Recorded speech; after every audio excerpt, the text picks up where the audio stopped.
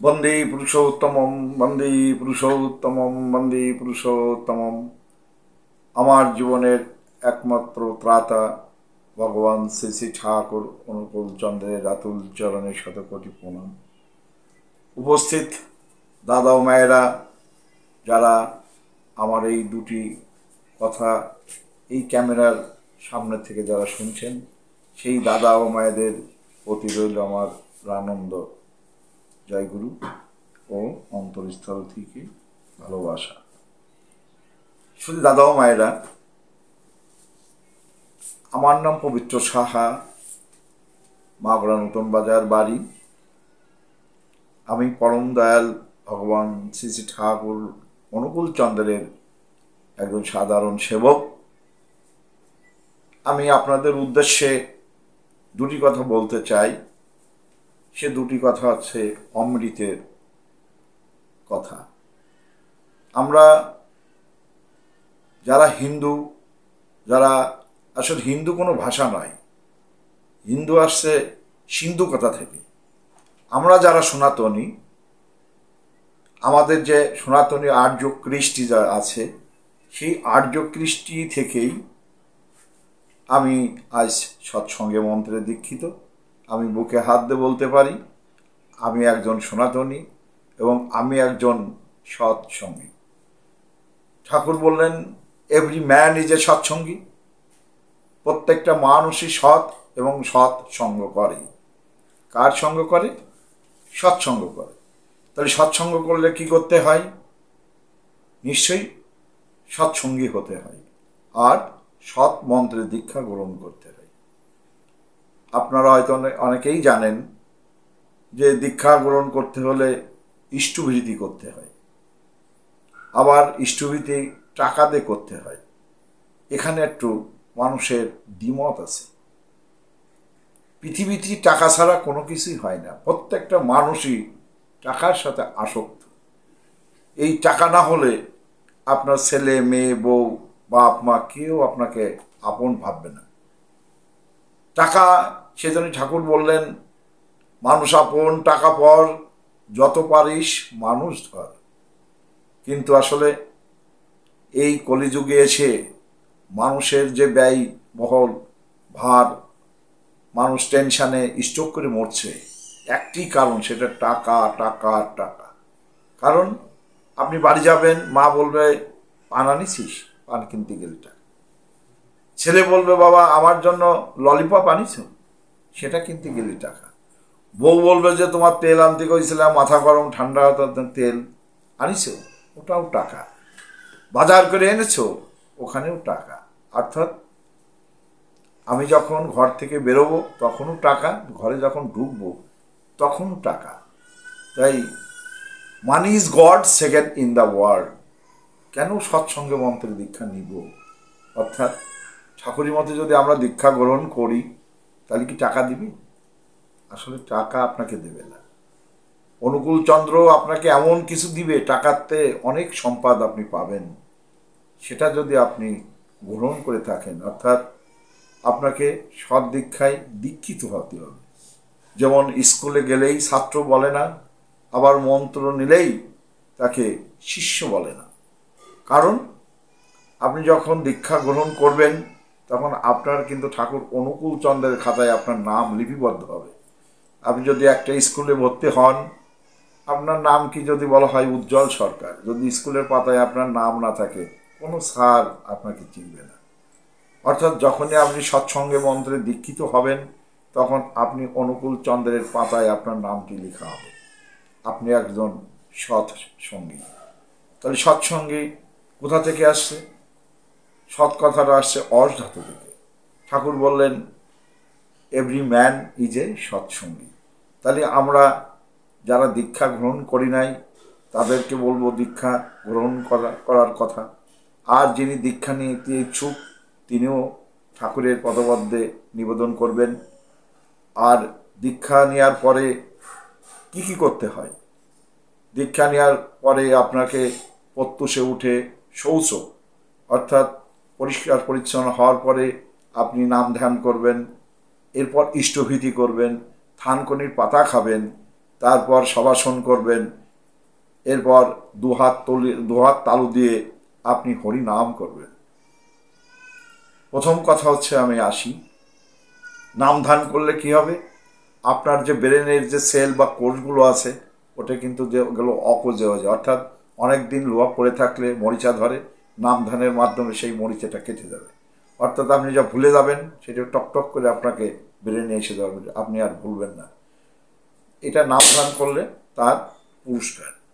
ইষ্টভীতি, ঠাকুর বললেন দীক্ষা নিলে জানিস মনে ইষ্টভীতিই করতে হয়, ইষ্টভীতিবিহীন দীক্ষা কবু কিরে চেতন রয়।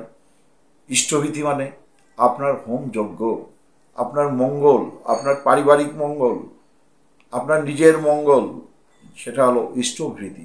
এই ইষ্টভীতি যদি আপনি না করেন তাহলে কিন্তু আপনার দীক্ষা চেতন থাকে না। অর্থাৎ ঘুড়িটি যত দূরই আপনি উড়িয়ে দেন না কেন, লাটাই যদি আপনার হাতে থাকে ওই ঘুড়ি আস্তে আস্তে আপনার কাছেই চলে আসবে। অর্থাৎ আপনি যদি ইষ্টভীতি করে আপনি আপনার স্ব কাজে যান, আপনি প্রত্যেকটা কাজেই সফলতা লাভ করবেন।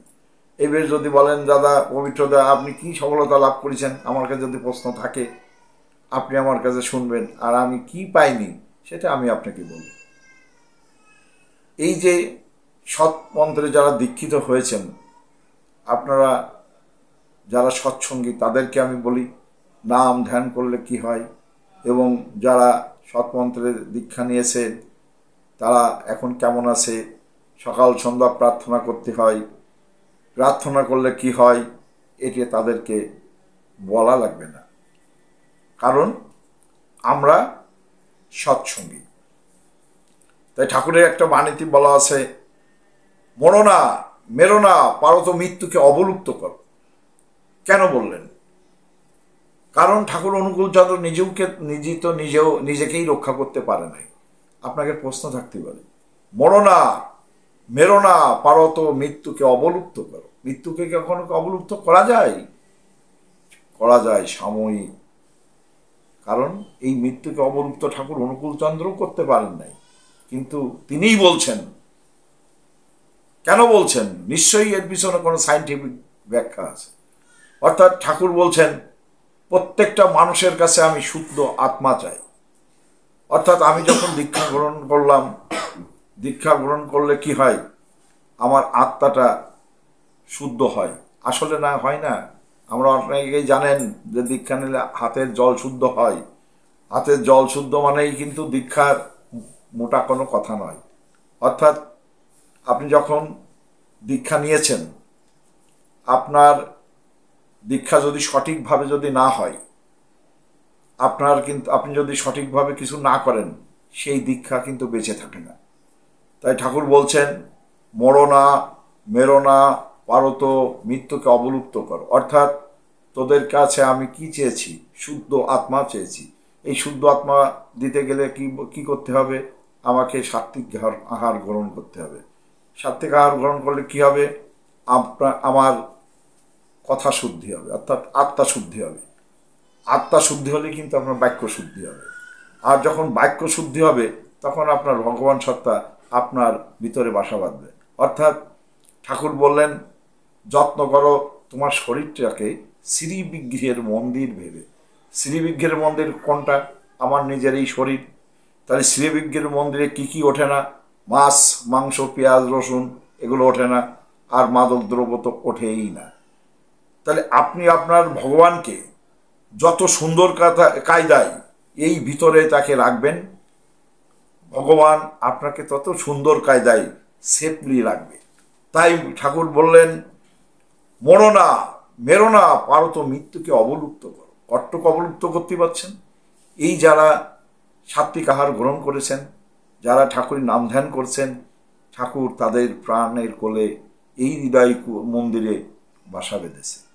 অর্থাৎ আমি আমার ঠাকুরকে যত সুন্দর কাজে, অর্থাৎ রোদ্দুর উঠিছে আমি ছাতা ব্যবহার করতেছি, কিন্তু হিট অল্প লাগবে, ডাইরেক্ট রোদ্দুর কিন্তু আপনার মাথায় লাগবে না। তাই ঠাকুরকে আপনি যত সুন্দর কাদায় রাখতে পারবেন, ঠাকুর আপনাকে ততদিন সুন্দর কাদায় বাঁচাই রাখবে। কারণ সে দেখছে যে আমার শিষ্য আমাকে কত ভালোবাসে, তার বউ ছেলেমেয়ের থেকেও আমাকে বেশি ভালোবাসে। তাই আমাকে আজকে এত যত্ন সহকারে আমার তার হৃদয় মন্দিরে রেখেছে, আমি ওকে দেখে শুনেই রাখি। আমি যদি ওকে দেখে শুনে না রাখি, তাহলে তো ও তো আমাকে দেখে শুনে রাখতে পারবে না। তাই বলা হয় গিভ অ্যান্ড টেক। প্রত্যেকটা মানুষের কিন্তু চাওয়া এবং পাওয়া আছেই। তাই ঠাকুরকে বলেছেন, ঠাকুর আরও অনেক বাণীতেই বলি, মানুষ আপন টাকা পর যত পারিস মানুষ ধর। যা ইচ্ছা তাই করবে তুমি, তা কিন্তু চলবে না, ভালো ছাড়া মন্দ হলে পরিস্থিতি ছাড়বে না। যা তুমি করবে কাল তা করো আজ, যদি হয় ভালো তা করো এখন, পলকে পলয় হয়ে যাবে সৎ কাজ করবে কখন।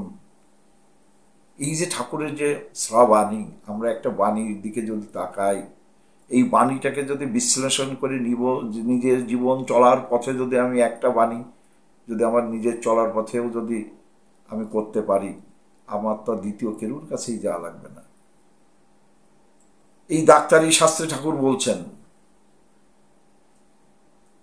আপনার শিক্ষা খাতেও ঠাকুর বলছেন, শিক্ষকের ন্যায় স্টেটান কে জাগাবে ছাত্র প্রাণ।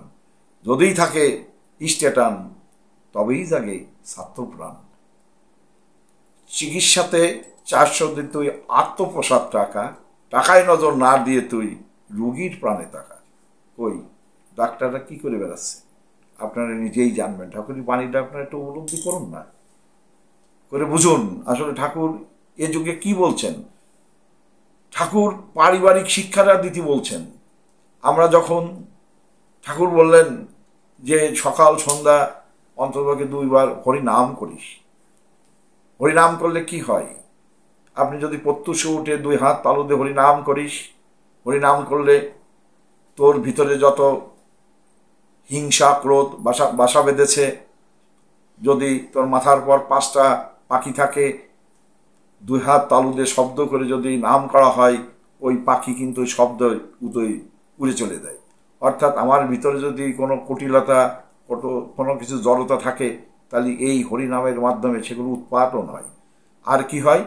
ঠাকুর বলছেন 2 হাত, যে বাড়িতে সকাল সন্ধ্যা হরিনাম না হয় তাকে শ্মশান বলে জানিস। আপনি চোখ বোঝেন, দেখবেন যে শ্মশানে কিন্তু হরিনাম হয় না। অর্থাৎ ওই বাড়িতে আর ওই শ্মশানে কোনো বিভেদ নেই। তাই হরিনাম করবেন, তাণ্ডব নৃত্যে কীর্তন করবেন, স্বাস্থ্য মন সব কিছুই ভালো থাকবে। আসুন আমরা সবাই মিলে কিছু না করুক, ঠাকুর অনুকূল চন্দ্র কাউকেই কিন্তু বিভেদ করে যাননি। আমরা যখন প্রার্থনা করি তখন বলি কিন্তু মুচ্ছ কর্ম কৌল নিঃশ্বাসং ভাবন শরীরাম রাম কৃষ্ণ বুদ্ধ যিশু মোহাম্মদ রূপায়িতম চৈতন্য রাম কৃষ্ণ অনুকলম পূর্বতনী পুরনাম সাতশতং বর্তমানম। ঠাকুর কিন্তু ওই ব্যক্তি বিশেষ বলেনি। কি বলেছেন? বলেছেন ওই পূর্বতনে যারা মহাপুরুষ অবতার পুরুষ যারা এসছে, শ্রদ্ধা বলে তুই তাদেরকে ভালোবাস, তাদেরকে প্রণাম কর, আমার প্রণাম আমি পেয়ে যাব। শুধু দাদা ও মায়েরা, আপনারা বাড়িতে হরিনাম করুন। যে যে মতে দীক্ষা গ্রহণ করেছেন সেই মতের ত্রিসন্ধ্যা গায়ত্রী আহ্নিক করুন, আপনাদের ভালো হবে। উত্তর শ্রীবৃদ্ধি কামনা করে আপনাদের পদপদ্মে আরেকবার প্রণাম জানিয়ে আমি আমার এই সংক্ষিপ্ত বক্তব্য এখানেই শেষ করছি। বন্দে পুরুষোত্তমম।